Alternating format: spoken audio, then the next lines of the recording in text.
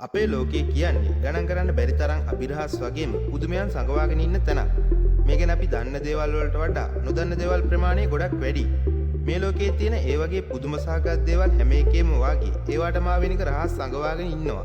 මේ හින්දා මේ දේවල් ගැන එහෙම නැත්නම් ඒ වගේ තැන්වල වන සංසිද්ධි ගැන පැහැදිලි කරන්න මෙච්චර දිනු තාක්ෂණික කාලයකවත් හැකි වෙලා නැහැ. ඉතින් මේ වීඩියෝ එකෙන් අපි කියන්න හදන්නේ විද්‍යාඥයන් පවා මවිතයට පත් කිරු අරුම් පුදුම දේවල් සහිත ස්ථාන 10ක් ගැන. ඉතින් මේ වීඩියෝ එක හොඳයි කියලා දැන්නොත් මේ වගේ වීඩියෝ තවත් බලන්න අපිව සබ්ස්ක්‍රයිබ් කරන්න. ඉතින් අපි යමු වීඩියෝ එකට.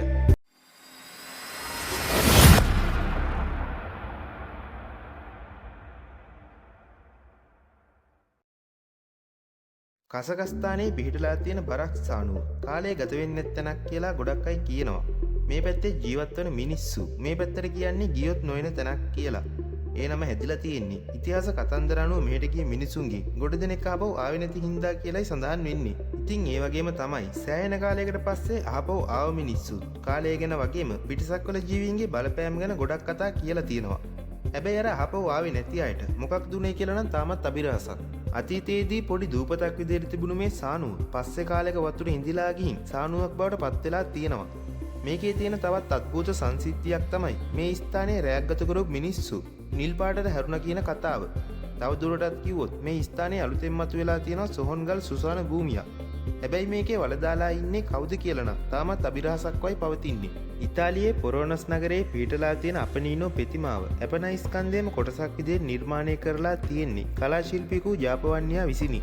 මේකේ තියෙන දැවැන්ත බවටත් වඩා ආකර්ශනීයම දේ තමයි මේ ප්‍රතිමාව ඇතුලේ තියෙන සංකීර්ණ බව. එකිනෙකට වෙනස් තේමා සහ අරමුණු අනුව නිර්මාණය වුණු මහල් තුනකින් මේ ප්‍රතිමාව ඇතුළ සමන්විත වෙනවා. ඒ ගැන උනන්දුවක් දක්වන ඕනෑම කෙනෙකුට පැය ගාණක් වුණත් ගවේෂණය කරන්න තරම් රහස් ගොඩක් මේ ප්‍රතිමාව සංගවාගෙන ඉන්න බවයි කියවෙන්නේ. ඒ විතරක් නෙවෙයි කොච්චර අද්විතීය නිර්මාණයක්ද කිව්වොත් ප්‍රාශ්වාස කරනවා වගේ දුමාරයක් පිට කරන්නත් කඳුළු හෝ දාඩි හෙලනවා වගේ පෙනෙන්න පුළුවන් විදිහේ ජලනල පද්ධතියකුණු මේ ප්‍රතිමාව සමන්විත වෙනවා. මෙක්සිකෝවේ සිටි නගරයේ තියෙන ගොඩක් අයගේ අවධානයෙන් ගිලිහිලා ගිය තැනක් තමයි කූවෝ පිරමීඩය. මේක නිර්මාණය කරලා තියෙන අයගේ පෞරාණික ශිෂ්ටාචාරයේ කුමක්ද කියන එක තාමත් අභිරහසක්. තුඩක් වගේ මුදුනක් තියෙන ගොඩක් පිරමීඩ වගේ නෙවෙයි. මේකේ විශේෂත්වය වන්නේ රවුම් මුදුනක් තියෙන එක. පුරාවිද්‍යාඥයින් විශ්වාස කරන්නේ ක්‍රිස්තුපූර්ව 1200 දී විතර මේකේ ඉදිකිරීම ආරම්භ කරන්න ඇතයි කියලා. හැබැයි අදටත් මේ ප්‍රදේශයේ ජීවත් වුණු මිනිස්සු ගැන තොරතුරු සොයාගෙන තියෙන ඉතා පොඩි ප්‍රමාණයක්. කැණීම් වලින් අනාවරණය කරගෙන තියෙන තොරතුරු අනුව මිනිසුන් වන්දනාමාන කරලා තියෙන පුරාණ මේසෝ මෙක්සිකානු දෙවියෙක් වුණු පැරණි ගිනි දෙවියන්ටය. පේන විදිහට නම් මේ ශිෂ්ටාචාරයේ අවසානයේ සිදු වෙලා තියෙන්නේ ගින්දරිම බව තමයි අතීතයේ සාක්ෂි දරන්නේ. පැසිෆික් සාගරයේ හුදකලාවේ පිහිටලා තියෙන ඉන්ස්ටු දූපත් එකට වෙලා තියෙන්නේ මේ තියෙන පාෂ්කු ප්‍රතිමා හින්දා. ගිනි කඳු පාෂාණ වලින් නිර්මාණය වෙලා තියෙන මේ ප්‍රතිමාවල උස අඩි 13ක් විතර වන අතර බර ටොන් 14ක් දක්වා වන බව කියනවා. පුදුම හිතෙන දේ තමයි කිසිම නවීන තාක්ෂණික ක්‍රමයක් ගැන අහලවත් නැති කාලෙක මිනිස්සු මේ පාෂාණ වලින් සුමට විදිහට මේ පිළිම හදපු එක. ඒ වගේම අධික බරක් තියෙන මේ ප්‍රතිමා තමාට ඕන තැන්වල ස්ථානගත කරපු එක. එක අනුමානයකට අනුව ලීහා රෑන් භාවිතයේ මේ ප්‍රතිමා කරලා තියෙන බව කියවෙනවා. හැබැයි ඒවා ගැන පවා තාවුරුණු සාක්ෂි නම් නැහැ. උතුරු අයර්ලන්තයේ පිහිටලා තියෙන ජෙනට් කෝට්ස්වේ කියන්නේ ලෝකයේ ප්‍රසිද්ධම භූවිද්‍යාත්මක පුදුමයන් අතරට ගැනෙන තැනක්. ඇන්ටික් වෙරළාශිතව පිහිටලා තියෙන මේ අරුම් පුදුම ස්ථානයේ රෙසෝට් කණු 40000ක් විතර ඉතාම පරිපූර්ණ විදිහට දරාගෙන ඉන්නේ විශ්වාස කරන්නත් අමාරු දර්ශනයක් මවා පාමිනි. පුරාවෘත්තවල කියවෙන විදිහට මේ නිර්මාණය කරලා තියෙන්නේ පින්මෙකුන් කියන යෝධයා. ඒ තවත් යෝධයෙකුට අභියෝග කරන්න ස්කොට්ලන්තයට ළඟා වෙන්න. කොහොම වුණත් මේ පිහිටීම ඉතිහාස කතා වගේම මිත්‍යා කතා විශ්වාස කරන අයටත් ඒ වගේම විද්‍යාඥයින්ටත් එකම විදිහට වැදගත් වන නිර්මාණයක් බවට නම් කිසිම සැකයක් නැහැ. ඉන්දියාවේ පිහිටලා තියෙන මේ බරාබාර් ගුහා කොච්චර පරණද කිව්වොත් ඩයිනෝසර් යුගයටත් වඩා පැරණි ඉතිහාසයක් මෙව්වට තියෙනවා. පස්සේ කාලෙක ඒ කියන්නේ වර්තමානයට සෑහෙන කාලයකට කලින් ඉන්දියාවේ විශේෂිත ආගමක් අදවපු ජන කොටසක් මේ ගුහා පූජනීයත්වයෙන් සලකලා තියෙනවා. මේවා නිකන් ගල් වලින් හැදුණු ගුහා වලට වඩා ගල තුලට අපූර්ව විදිහට විහිදිලා ගිය කාමර වශයෙන් තමයි තියෙන්නේ. ඒවා කොහොම හැදුවද කියන එක අදටත් අභිරහසක්. මේ ඇතුළත බිත්තිවල කේතයන් කියලා සැක කරන්න පුළුවන් විදිහේ යම් යම් රූපසටහන් දක්නට ලැබෙනවා.